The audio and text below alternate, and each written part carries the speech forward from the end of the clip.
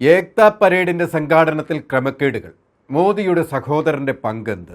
സർദാർ വല്ലഭായ് പട്ടേലിന്റെ പൈതൃകത്തെ ബി.ജെ.പി. പക്ഷപാതപരമായി ലക്ഷ്യങ്ങൾക്കായി ഉപയോഗപ്പെടുത്തുന്നുവെന്ന് ആരോപിച്ച് കോൺഗ്രസ് രംഗത്ത് വന്നിരുന്നു. ഗുജറാത്തിൽ പട്ടേലിന്റെ 150-ാം വാർഷികത്തോടനുബന്ധിച്ച് 2025 ഒക്ടോബറിൽ നടത്തിയ നിർദ്ദിഷ്ട ഏകതാ പരേഡിന്റെ സംഘാടനത്തിൽ ക്രമക്കേടുകൾ നടന്നിട്ടുണ്ട് എന്ന് ആരോപിച്ചുകൊണ്ടാണ് കോൺഗ്രസ് പുതിയൊരു ആരോപണമായി രംഗത്ത് വന്നത്. സ്വന്തക്കാർക്ക് വേണ്ടി മോദി വഴിവിട്ട് സഹായങ്ങൾ ചെയ്തു കൊടുക്കുകയാണ് എന്നും കോൺഗ്രസ് പല ആവർത്തി ആരോപിക്കുന്നുണ്ട്. ഏക്താ പരേഡിന്റെ ടാബ്ലോ സംഘടിപ്പിച്ചതുമായ ടെൻഡറിലാണ് ഇപ്പോൾ അഴിമതി നടന്നുവെന്ന് കോൺഗ്രസ് പറയുന്നത്.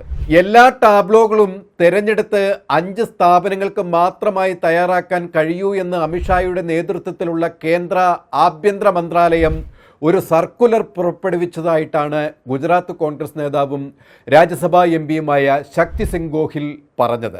ഈ 5 കമ്പനികൾ തയ്യാറാക്കുന്ന ടാബ്ലോകൾക്ക് മോദിയുടെ സഹോദരൻ പങ്കജ് മോദി മാത്രമേ അന്തിമ രൂപം നൽകൂ എന്ന് പ്രസ്താവിച്ചിട്ടുണ്ടെന്ന് അദ്ദേഹം ആരോപിക്കുന്നു. പങ്കജ് മോദിയെ അന്തിമ അതോറിറ്റിയായി നിയമിക്കുക മാത്രമല്ല, ഈ മേഖലയിൽ മുൻ വൈദഗ്ധ്യമില്ലാതിരുന്നിട്ടും അദ്ദേഹത്തെ ടാബ്ലോയുടെ വിധികർത്താവായി നിയമിക്കുകയും ചെയ്തു എന്ന് ഗോഹിൽ പറഞ്ഞു. കോൺഗ്രസ് ഈ ആരോപണം ഉന്നയിക്കുമ്പോൾ പങ്കജ് മോദിയുടെ യോഗ്യത എന്ത് എന്ന ചോദ്യം രാജ്യത്ത് ഉയരുകയാണ് ഇപ്പോൾ.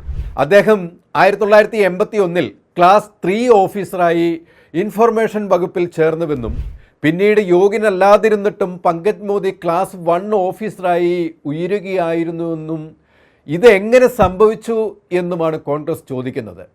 അനേകം യോഗ്യരായവരെ തഴഞ്ഞുകൊണ്ടാണ് അദ്ദേഹത്തെ ക്ലാസ് 1ലേക്ക് ഉയർത്തിയത്.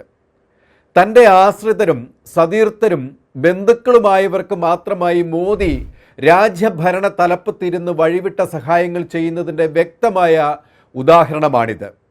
യോഗ്യത ഇല്ലാതിരുന്നിട്ടും എന്തിൻ്റെ അടിസ്ഥാനത്തിലാണ് ഈ 5 സ്ഥാപനങ്ങളെയും ടാബ്ലോ തയ്യാറാക്കാൻ അദ്ദേഹത്തെ തിരഞ്ഞെടുത്തത്? 1 വർഷത്തിലേറെയായി തയ്യാറെടുപ്പുകൾ നടന്നുകൊണ്ടിരിക്കുകയാണെങ്കിൽ സമയക്കുറവുണ്ടെന്ന് സർക്കാർ എങ്ങനെയാണ് പറഞ്ഞത്? തിരഞ്ഞെടുത്ത സ്ഥാപനങ്ങളിൽ പങ്കജ് മോദിയെയും അദ്ദേഹത്തിൻ്റെ ഭാര്യയെയും ഉൾപ്പെടുത്തിയത് എന്തുകൊണ്ടാണ്? രാജ്യത്തുടനീളം നിരവധി പ്രൊഫഷണൽ ടാബ്ലോ വിദഗ്ധർ ലഭ്യമാണെങ്കിലും ഒരു മുൻ ക്ലാസ് 3 ജീവനക്കാരനെ എങ്ങനെയാണ് അന്തിമ അതോറിറ്റിയായി പരിഗണിച്ചത്? ഇങ്ങനെ പരമപ്രധാനമായ ഉരുപ്പിടി ചോദ്യങ്ങളാണ് കോൺഗ്രസ് ഉയർത്തുന്നത്. ഇന്ത്യയുടെ ഉരുക്ക് മനുഷ്യൻ എന്നറിയപ്പെടുകയും ഇന്ത്യൻ സ്വാതന്ത്ര്യ സമര സേനാനിയും ഇന്ത്യയുടെ ആദ്യ ഉപപ്രധാനമന്ത്രിയുമായിരുന്ന സർദാർ വല്ലഭായ് പട്ടേൽ ഇന്ത്യയുടെ ഏകീകരണ ശില്പിയായും അറിയപ്പെടുന്ന വ്യക്തിയാണ്. ഈ മഹത് വ്യക്തിയുടെ 150-ാം ജന്മവാർഷികത്തിൻ്റെ പേരിൽ സംഘടിപ്പിച്ച പരിപാടിയായിരുന്നു ഏക്താ പരേഡ്. 9 സംസ്ഥാനങ്ങളിൽ നിന്നും 16 മാർച്ചിംഗ് സംഘങ്ങൾ, വിവിധ സേനകൾ, national cadet core marching band, BSF, CRPF, പുരുഷ വനിതാ ബൈക്കർമാരുടെ ഡയർ ഡെവിളറി ഷോ, BSFിൻ്റെ ഇന്ത്യൻ ആയോധന കലകളുടെ പ്രകടനം, സ്കൂൾ കുട്ടികളുടെ ബാൻഡ് പ്രകടനം, ഇന്ത്യൻ വ്യോമസേനയുടെ സൂര്യകിരൺ ഫ്ലൈ പാസ്റ്റ് എന്നിവയും ചടങ്ങിൻ്റെ ആകർഷണമായിരുന്നു. നിരവധി പരേഡുകളും നിശ്ചല ദൃശ്യങ്ങളും അണിനിരുന്ന ആഘോഷമായിരുന്നു ഗുജറാത്തിലെ ഏക്താ നഗറിൽ ഏക്താ ദിവസ് എന്ന പേരിൽ സംഘടിപ്പിച്ചത്. ഈ പരിപാടിയിലാണ് ടാബ്ലോ ടെൻഡർ അഴിമതി നടന്നു എന്ന ആരോപണം ഇപ്പോൾ കോൺഗ്രസ് ഉയർത്തുന്നത്. ഇതിലാണ് പങ്കജ് മോദിയെ ആഭ്യന്തര മന്ത്രാലയം ടാബ്ലോ വിദഗ്ധനായി നിയമിച്ചത് എന്ന് ഗോഹിൽ പറഞ്ഞു. പ്രതിദിനം 10,000 രൂപ പ്രതിഫലം നൽകിയാണ് പങ്കജ് മോദിയെ നിയമിച്ചത് എന്നാണ് ഗോഹിൽ പറയുന്നത്. മോദിയുടെ അഴിമതി ഇതാദ്യമായല്ല കോൺഗ്രസ് ഉന്നയിക്കുന്നത്. അദാനിയുമായി ബന്ധപ്പെട്ട അഴിമതികൾ, അംബാനിക്ക് വേണ്ടി വഴിവിട്ട വിട്ടുവീഴ്ചകൾ, നീരജ് മോദി തുടങ്ങിയ കോർപ്പറേറ്റ് ഭീമന്മാരുമായി ചേർന്ന് BJP ഫണ്ടിങ്ങിനുമായി നടത്തിയ ഇലക്ട്രൽ ബോണ്ട് അഴിമതികളും ഒക്കെ തന്നെ രാജ്യം മുൻപ് പലവട്ടം ചർച്ച ചെയ്തതാണ്. നയപരമായ തീരുമാനങ്ങളിലൂടെയും നിയമനിർമ്മാണങ്ങളിലൂടെയും നടത്തുന്ന അഴിമതികൾ രാജ്യത്തിൻ്റെ പൊതുസമ്പത്തിലും ഖജനാവിലും ഭാവിയിലെ വിഭവ ലഭ്യതയിലും സൃഷ്ടിക്കുന്ന ആഘാതം എത്രയെന്ന് കണക്കാക്കുക പ്രയാസമായിരിക്കും എന്നും കോൺഗ്രസ് എടുത്തു പറയുന്നുണ്ട്. മോദി ദശകത്തിൽ നടത്തിയ നിയമനിർമ്മാണങ്ങളുടെയും നിയമ ഭേദഗതികളുടെയും പട്ടിക പരിശോധിച്ചാൽ വ്യവസ്ഥാപിത അഴിമതിയെ നിയമപരമാക്കാൻ അവർ നടത്തിയ ശ്രമങ്ങൾ എത്രമാത്രം ഗുരുതരമാണെന്ന് കാണാൻ സാധിക്കും.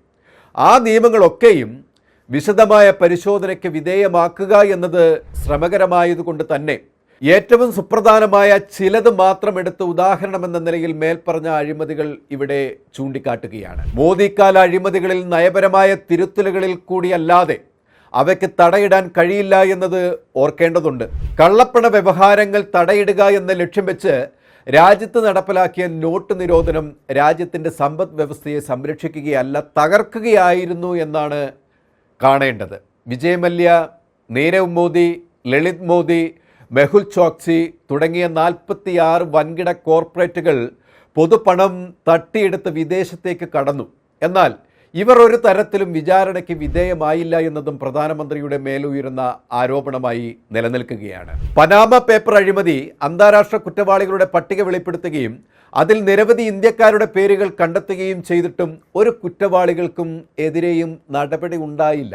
റാഫേൽ, കൽക്കരി അഴിമതി, കൃഷ്ണ ഗോദാവരി നദീതടം, ബിറ്റ്കോയിൻ തുടങ്ങി നിരവധി പദ്ധതികളിൽ ആയിരക്കണക്കിന് കോടി രൂപയുടെ അഴിമതികൾ പുറത്തു വന്നെങ്കിലും ഈ അഴിമതികൾ ഒന്നിലും കാര്യമായി അന്വേഷണം നടന്നില്ല എന്നതും മോദി സർക്കാരിൻ്റെ ദുരൂഹത വർദ്ധിപ്പിക്കുന്നതാണ്. ഇത് ഉന്നത തലത്തിലെ അഴിമതി റാക്കറ്റിൻ്റെ വിശാലമായ ശൃംഖലയുടെ സംരക്ഷണമാണ് വെളിവാക്കുന്നത്. കോവിഡ് വാക്സിൻ കോടികളുടെ അഴിമതി, തെരുവുകളിൽ ഗോസംരക്ഷണം പ്രകടിപ്പിക്കുകയും BJP സർക്കാർ ബീഫ് കയറ്റുമതി പ്രോത്സാഹിപ്പിച്ചുകൊണ്ട് തെരഞ്ഞെടുപ്പ് ബോണ്ടുകളിലേക്ക് ബീഫ് കയറ്റുമതി ചെയ്യുന്ന കമ്പനികളിൽ നിന്നും കമ്മീഷൻ നേടുകയും ചെയ്തത്, PM കെയേഴ്സ് വഴി നടത്തിയ കോടികളുടെ അഴിമതി പണ സമ്പാദനം, ഇങ്ങനെയുള്ള സ്വന്തം അഴിമതികളെ മറച്ചു വെച്ചുകൊണ്ട് തത്വാധിഷ്ഠിത അഴിമതിരഹിത പാർട്ടിയായി സ്വയം ചിത്രീകരിക്കുകയും കോൺഗ്രസിനെ അഴിമതിക്കാരായി മുദ്ര കുത്താനുമുള്ള തന്ത്രമായിരുന്നു അഴിമതിരഹിത ഇന്ത്യ എന്ന BJPയുടെ പരസ്യ പ്രചരണം. മുകളിൽ നിന്നും താഴേക്ക് വലിയ മാഫിയ സംഘത്തെ പോലെ ആയിക്കഴിഞ്ഞു BJP എന്ന് രാഹുൽ ഗാന്ധി തുറന്നടിച്ചിരുന്നു.